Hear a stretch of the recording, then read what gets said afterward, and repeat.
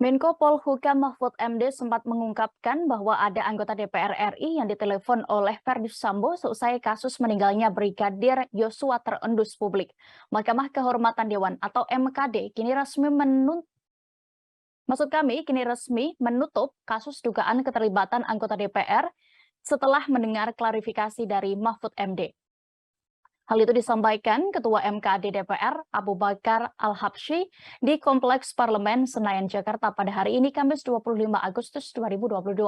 Sekjen PKS itu menyatakan MKD tidak lagi melanjutkan atau mendalami pernyataan Mahfud.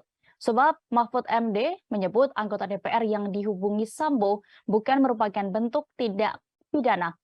Meskipun Mahfud masih enggan menyebutkan sosok anggota dewan tersebut, dalam klarifikasinya, Menko Polhukam itu menjelaskan Sambo sempat melakukan prakondisi atas insiden penembakan Brigadir Nofriansyah Yosua Huta Barat.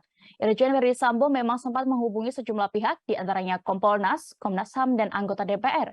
Aksi Sambo itu dimaksudkan untuk menskenariokan agar orang-orang percaya bahwa benar terjadi baku tembak antara Brigadir J dan Baradae. Mantan Ketua MK itu menambahkan, dirinya berhasil mengonfirmasi kepada Kompolnas, Komnas HAM, dan pihak lainnya. Mahfud juga mengakui sempat menghubungi anggota DPR yang dimaksud, namun tidak diangkat. Namun, ia juga masih enggan membocorkan identitas anggota DPR yang dimaksud. Lebih lanjut, Mahfud menyebut orang yang dihubungi Sambo termasuk anggota DPR itu tak melakukan pelanggaran pidana. Sehingga ia menilai tidak perlu anggota DPR tersebut diadili oleh MKD DPR.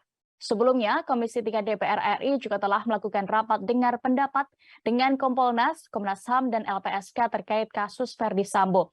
Dalam rapat itu, Mahfud MD sebagai Ketua Kompolnas telah menjabarkan kronologi kejadian sebenarnya hingga terkait dugaan keterlibatan anggota Dewan.